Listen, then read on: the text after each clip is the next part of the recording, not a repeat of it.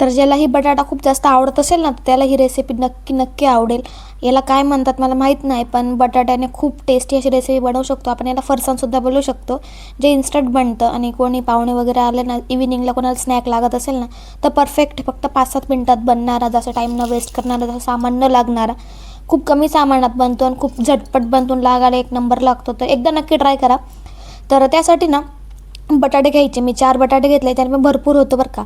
तर 4 बटाटे त्याचे साल काढून घ्यायचे सगळे बटाट्यांचे, आणि त्याला ना पाण्याने वॉश करायचं. 3-4 पाण्याने वॉश केलं तरी चालेल. चोळून धुवायचं. धुतलं त्याच्यानंतर जे चिप्स बनवायचे मशीन राहते ना, त्याच्याने चिप्स बनवून घ्यायचे. आडवा धरायचा बटाटा आणि आडव्याने हे करायचे, उभे नाही धरायचं. त्याच्याने बघू शकता थोडं मशीन आहे ना जाड याच्याने फिट करून घ्यायचं, कारण ना बारीक जाड होऊ शकतो ना, आपण करू शकतो ना सेट, तर जाड सेट करायचं. त्याच्यानंतर आहे ना त्याला आहे ना एकदम कोरडं पुसून घ्यायचं. कुठलाही कपडा आणि टिश्यूने कसं नाही, पण कोरडं पुसून घ्यायचं. त्याच्यानंतर 1-1, 2-2 ठेवून पटापट बारीक असे स्लाइस कट करून घ्यायचे. एकदम बारीक पतले मस्तपैकी ज्याप्रमाणे दिसतात ना व्हिडिओमध्ये, त्याप्रमाणे कापून घ्यायचे सगळेच बटाट्यांचे. तर बघू शकता की इतके सारे होऊन गेलेले आहेत.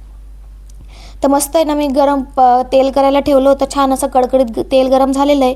तेलात टाकायचं आणि तुम्ही ना थोडं पाणी वाटीत घ्यायचं, त्यात ना हळद टाकायची, मीठ टाकायचं. ते पाणीचं घोल तयार झालं तळताना याच्यात टाकायचं फक्त 1 चम्मच. त्याच्याने छान असा क्रिस्पीपणा पण येतो आणि छान टेस्ट येतो. त्याच्यानंतर ना असे लाल होईस्तोवर क्रिस्पी तळून घ्यायचे सगळे. मी सगळं तळून झालेलं आहे. त्याच्यात ना चटणी टाकायची, मीठ टाकायचं आणि चाट मसाला टाकायचा आणि सगळं मिक्स करून द्यायचं. रेडी आपलं स्नॅक.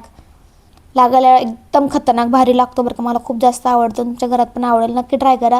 आणि जर अशाच रेसिपी आवडत असेल ना झटपट बनणारा, तर चॅनलला सबस्क्राईब कराशिवाय अजिबात जाऊ नका. Please like, share, subscribe, comment टली करा सगळं.